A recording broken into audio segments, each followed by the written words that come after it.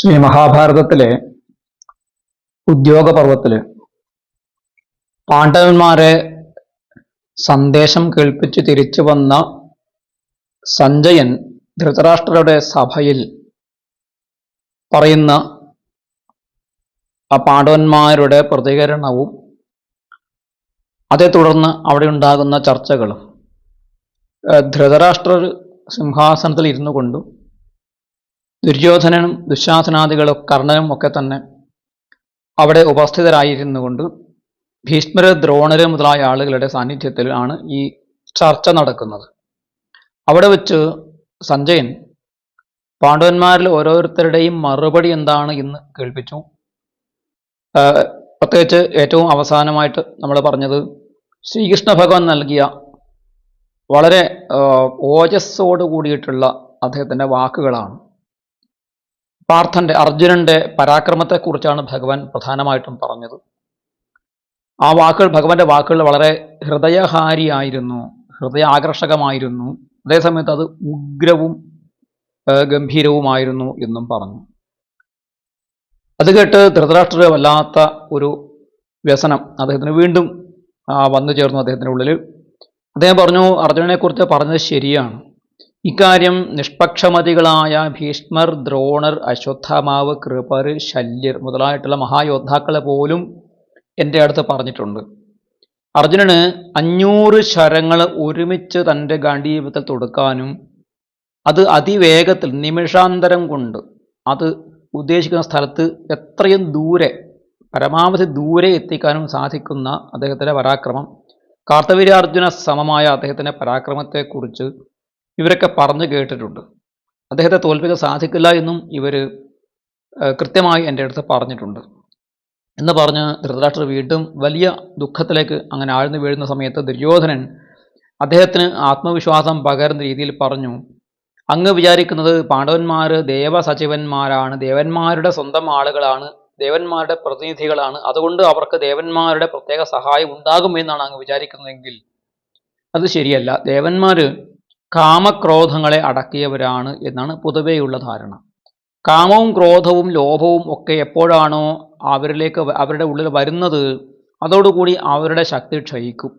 ഇതാണ് ദേവന്മാരുടെ സ്വഭാവം. അതുകൊണ്ട് മനുഷ്യർ കാമം സുഖം നേടാൻ വേണ്ടിയിട്ടും ക്രോധം കൊണ്ടും യുദ്ധം ചെയ്യുമ്പോൾ അവരെ പിന്തുണയ്ക്കാനോ അതിൽ പങ്കെടുക്കാനോ അവരെ സഹായിക്കാനോ ദേവന്മാർ വന്ന് അവരിലും ഈ കാമക്രോധാദികൾ വന്നു കഴിഞ്ഞാൽ ദേവന്മാർക്ക് ദൈവിക ശക്തി ഉണ്ടാവുകയില്ല എന്ന് നാരദനും പരശുരാമനും അതുപോലെ വ്യാസമഹർഷി തന്നെയും പറഞ്ഞതായി ഞാൻ കേട്ടിട്ടുണ്ട്.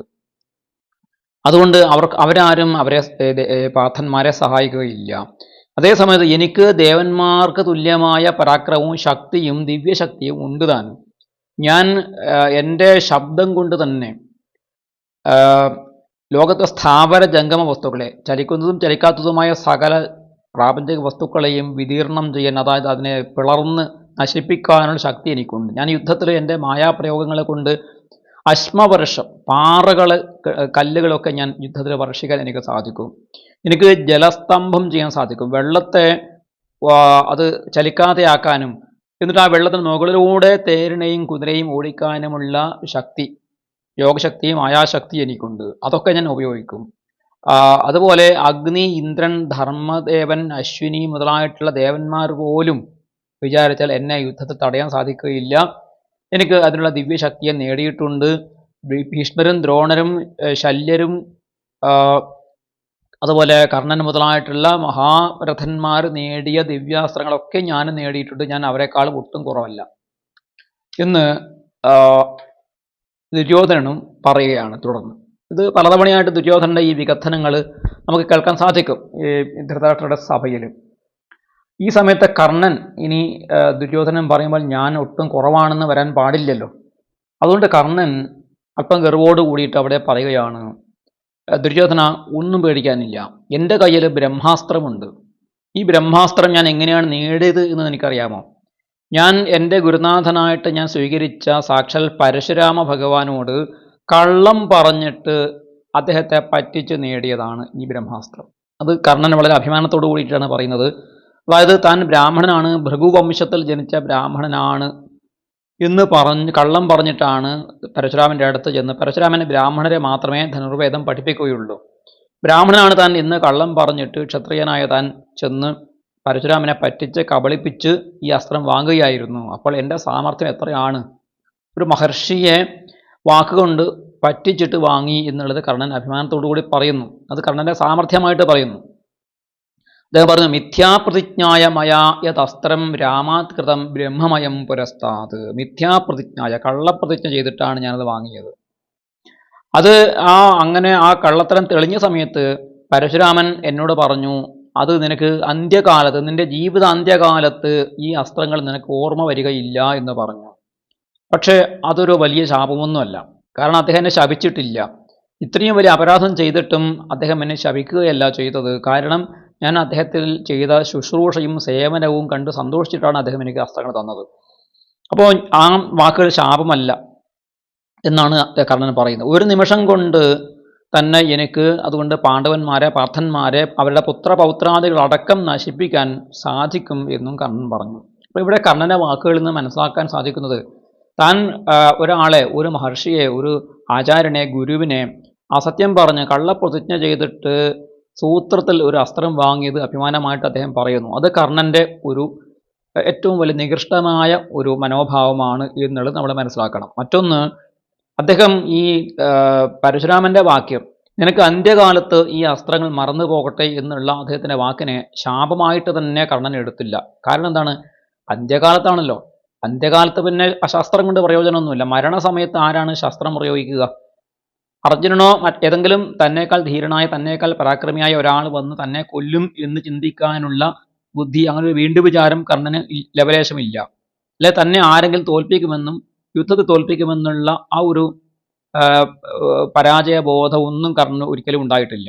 അതുകൊണ്ട് തന്നെ മരണസമയത്ത് അസ്ത്രം മറന്നുപോയാലും കുഴപ്പമില്ല, യുദ്ധത്തിൽ തനിക്കിത് പ്രയോഗിക്കാൻ സാധിക്കും എന്നാണ് കർണൻ ഉറച്ചു വിശ്വസിക്കുന്നത്. അപ്പോൾ അത് കർണൻ്റെ ഒരു മൗഢ്യം കൂടിയാണ്. കർണന് വേണ്ടത്ര ഒരു വിവേകം, ചിന്താശേഷി പോലും ഇല്ല എന്ന് വേണ്ടിവരും പറയാൻ. കാരണം അതുകൊണ്ടാണ് അദ്ദേഹം ഇങ്ങനെ ചിന്തിച്ചത്.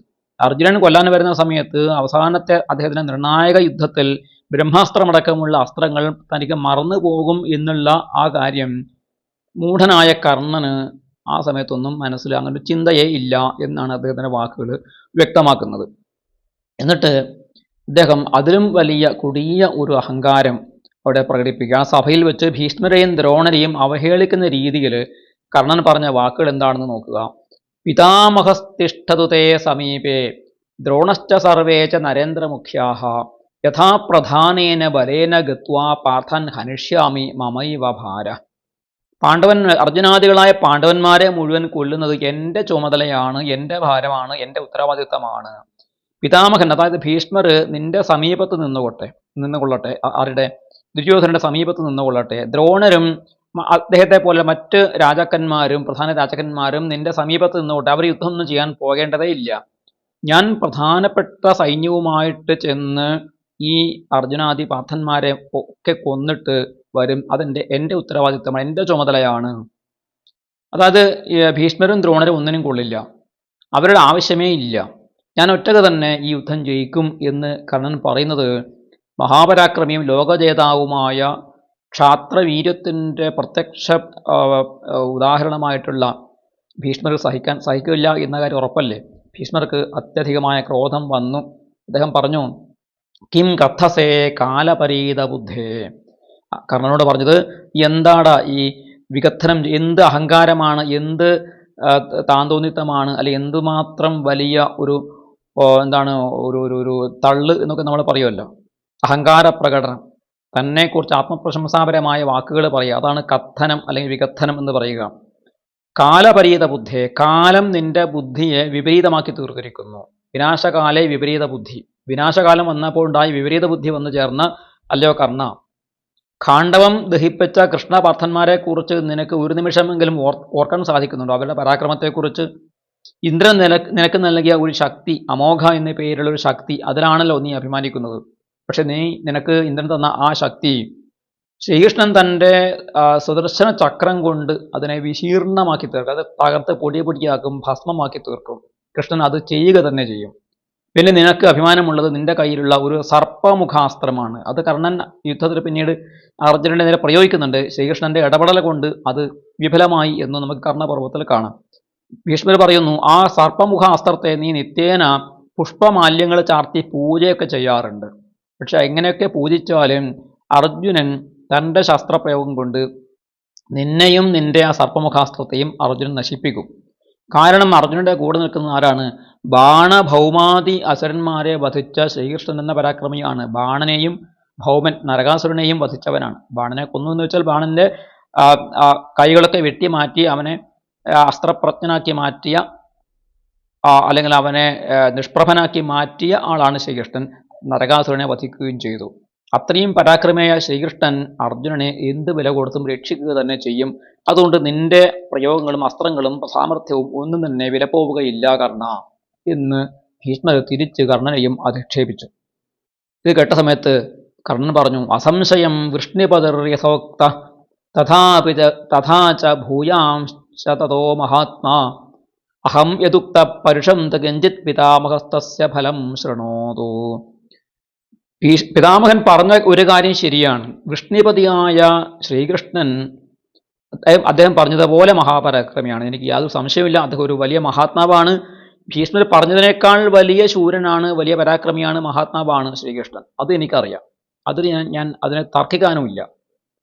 പക്ഷെ എന്നെക്കുറിച്ച് എന്ത് പരുഷമായ വാക്കാണോ പിതാമഹൻ പറഞ്ഞത്, ആ പറഞ്ഞതിൻ്റെ ഫലം ഇതാ പിതാമഹൻ തന്നെ കേട്ടോളൂ. ഞാൻ എവിടെ പറയാം. എന്താണ് ഞാൻ ഇനി ചെയ്യാൻ പോകുന്നത് എന്ന് കേൾക്കുക. ന്യസ്യാമി ശസ്ത്രാണി നജാതു സംഖ്യേ പിതാമഹോ ദ്രക്ഷിതി മാം സഭായാം ത്വയി പ്രശാന്തേതു മമ പ്രഭാവം ദ്രക്ഷന്തി സർവേ ഭൂമിപാലാഹ.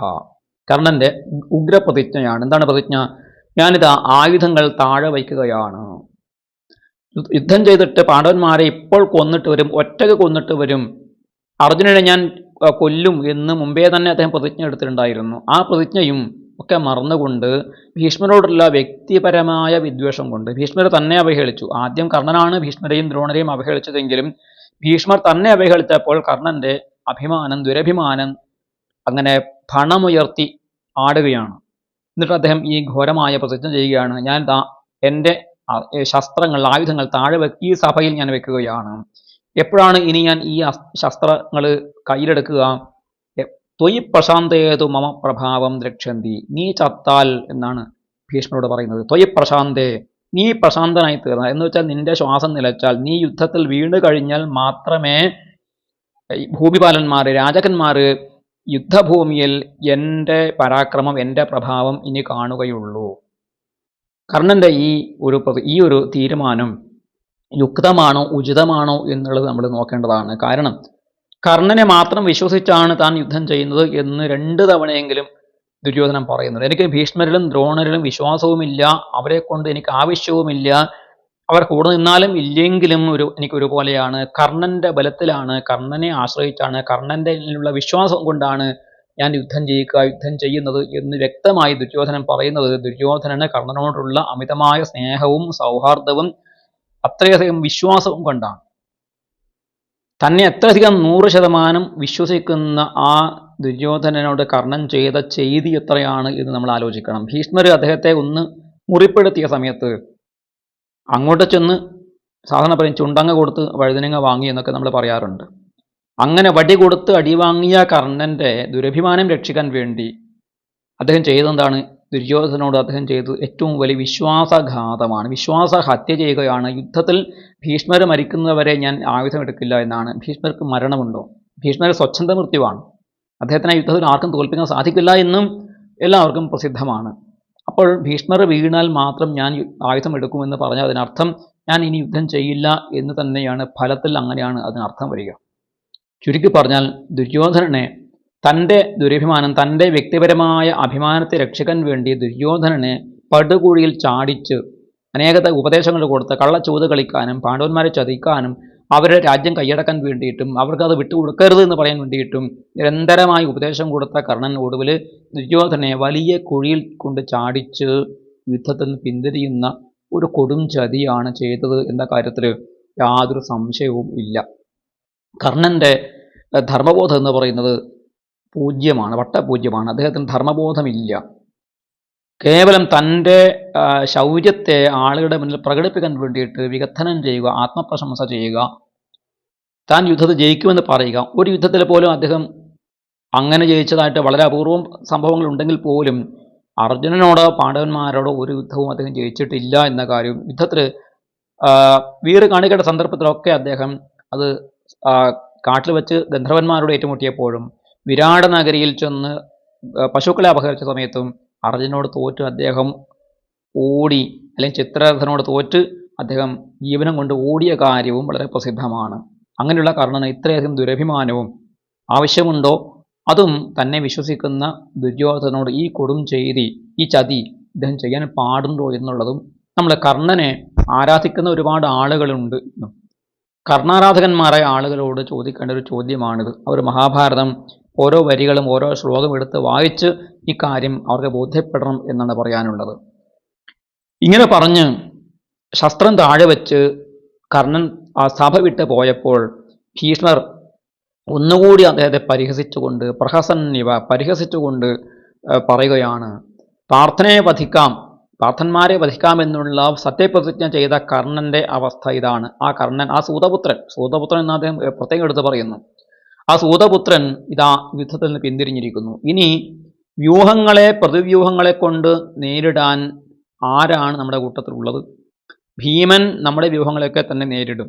ആ ഭീമൻ തല കൊയ്തെറിയുന്നത്, സൈന്യങ്ങളുടെ തലകൾ കൊയ്തെറിയുന്നത് നമുക്ക് കണ്ടുകൊണ്ടിരിക്കാൻ സാധിക്കും. ആവന്ത്യ കാലിംഗ ജയദ്രഥേഷു ചേതിധ്വജേ തിഷ്ഠതി ബാൽഹികേച്ച അഹം ഹനിഷ്യാമി സദാ പരേഷം സഹസ്രശ്ചായുധശ്ച യോധാൻ. ഭീഷ്മർ പറയാണ്, ഇനി ആവന്ത്യന്മാര്, കാലിംഗന്മാര്, ജയദ്രഥ സൈന്യം, ചേതിധ്വജന്റെ സൈന്യങ്ങൾ, ഇവരൊക്കെ എൻ്റെ കൂടെ നിൽക്കുകയാണെങ്കിൽ, ബാൽഹീകനും എൻ്റെ കൂടെ നിൽക്കുകയാണെങ്കിൽ ശത്രുക്കളുടെ സൈന്യത്തെ ആയിരക്കണക്കിനും പതിനായിരക്കണക്കിനുമായി ഞാൻ കൊന്നൊടുക്കിക്കൊള്ളാം. ഇവിടെ ഭീഷ്മരുടെ യുദ്ധവീര്യമാണ് കാണുന്നത്. അപമാനം വന്നു എന്നിരുന്നാൽ അദ്ദേഹം യുദ്ധത്തിന് പിന്തിരിയുകയില്ല. ക്ഷത്രിയന്റെ സ്വഭാവം അതാണ്. കർണൻ കാണിച്ചത് വാസ്തവത്തിൽ സൂതപുത്രന്റെ സ്വഭാവം തന്നെയല്ലേ എന്നുകൂടി നമ്മൾ ചിന്തിക്കേണ്ടതുണ്ട്. ഭീഷ്മരും അതാണ് സൂചിപ്പിക്കുന്നത്. ഞാൻ ശത്രുക്കളെ ഒറ്റകയെന്നല്ല, എനിക്ക് ആവന്ത്യന്മാർ, കാലിംഗന്മാർ, ജയദ്രഥന്മാർ മുതലായിട്ടുള്ള ആളുകൾ എൻ്റെ കൂടെ നിന്നാൽ ഞാൻ ശത്രുക്കളെ ആയിരക്കണക്കിന് പതിനായിരക്കണക്കിന് സൈന്യങ്ങളെ കൊന്നുകൊള്ളാം. അർജുനനെ കൊല്ലാമെന്നൊന്നും അദ്ദേഹം പറയുന്നില്ല, പാണ്ഡവന്മാരെ കൊല്ലാമെന്നും പറയുന്നില്ല. അപ്പോൾ അദ്ദേഹത്തിൻ്റെ ഈ ഒരു തീരുമാനവും പ്രതിജ്ഞയും ഈ വാക്യവും വാസ്തവത്തിൽ എന്താണ്? തൻ്റെ ശക്തിയെക്കുറിച്ചും ശത്രുവിൻ്റെ ശക്തിയെക്കുറിച്ചും കൃത്യമായ പ്രായോഗിക ബുദ്ധിയോട് കൂടിയിട്ടുള്ള ഒരു സമീപനമാണ് ഭീഷ്മർ സ്വീകരിച്ചിരിക്കുന്നത്. അദ്ദേഹം തുടർന്ന് പറഞ്ഞു, കർണൻ ഒരു അധമ പുരുഷനാണ്. കാരണം യഥൈവ രാമേ ഭഗവത്യനിന്ദ്യേ ബ്രഹ്മബ്രുവാണ കൃതവം സ്തതസ്ത്രം തദൈവ ധർമ്മശ്ച തപശ്ച നഷ്ടം വൈകർത്തനസ്യാധമ പുരുഷസ്യ. യാതൊരു സന്ദർഭത്തിലാണോ അനിന്ദ്യനായ മഹാപുരുഷനായിരിക്കുന്ന അവതാര പുരുഷനായിട്ടുള്ള പരശുരാമസ്വാമി എന്ന് പറയുന്ന ഭഗവാനിൽ കള്ളം പറഞ്ഞിട്ട്, താൻ ബ്രാഹ്മണനാണ് എന്നുള്ള കള്ളം പറഞ്ഞിട്ട് ബ്രഹ്മാസ്ത്രം നേടിയെടുത്തത്, അന്ന് തന്നെ ആ സമയത്ത് തന്നെ കർണൻ്റെ ധർമ്മവും തപസ്സും നഷ്ടപ്പെട്ടു പോയി. അവൻ അധമ പുരുഷനായിട്ട് മാറിക്കഴിഞ്ഞു. അതുകൊണ്ട് അവന് ഈ യുദ്ധത്തെ ജയിക്കാൻ സാധിക്കില്ല. അവന് ഒരു യുദ്ധവും തന്നെത്താൻ ജയിക്കാൻ സാധിക്കുകയില്ല. അത്രയും പതനം സംഭവിച്ചു കഴിഞ്ഞു എന്ന് ഭീഷ്മർ അവിടെ പറയുന്നു. കർണനെക്കുറിച്ചുള്ള ഈ അഭിപ്രായങ്ങൾ നമ്മളും ശ്രദ്ധാപൂർവം പഠിക്കേണ്ടതാണ്. കർണന് വാസ്തവത്തിൽ ഒരു നല്ല വ്യക്തിത്വം പോലും ഉണ്ടോ എന്ന കാര്യത്തിൽ സംശയമാണ്. ഇതാണ് ഈ സഭയിൽ നടക്കുന്ന ചർച്ച. തുടർന്ന് ദുര്യോധനൻ നടത്തുന്ന തുടർന്നുള്ള അദ്ദേഹത്തിൻ്റെ വികഥനങ്ങൾ, വീരവാദങ്ങളും അതിന് ഭീഷ്മർ കൊടുക്കുന്ന മറുപടികളും ഒക്കെ നമുക്ക് കേൾക്കാം.